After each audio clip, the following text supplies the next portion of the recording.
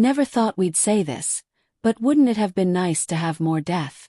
Hello everyone, welcome to my channel. Please subscribe and keep watching for more details.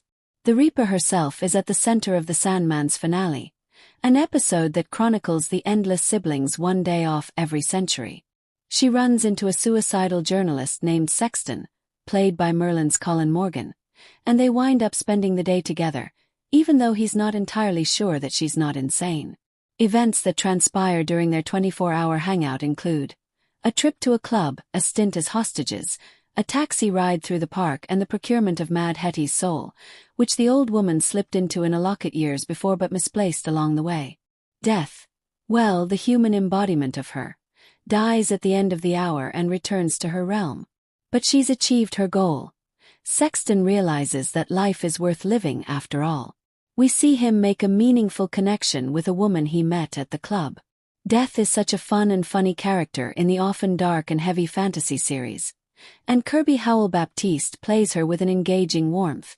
When I spoke with executive producer Alan Heinberg, I wondered, was there ever talk about giving Death her own series/spin-off/volume?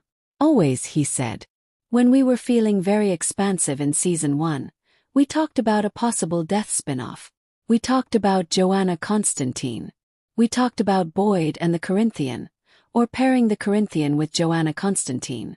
We were full of enthusiasm for being able to tell more stories with more of these characters. However, while the comics on which the Sandman is based had the luxury of divergence, the TV series had to keep Tom Sturridge's dream at its center.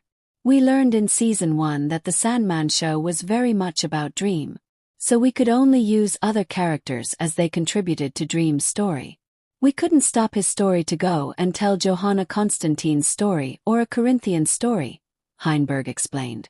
Acknowledging that his Netflix series would have needed staggering Stranger Things success to warrant spin-offs, we did play with those ideas, Heinberg adds. They never really got anywhere, but it was more of a wish fulfillment. We were wanting more opportunities to keep everybody around.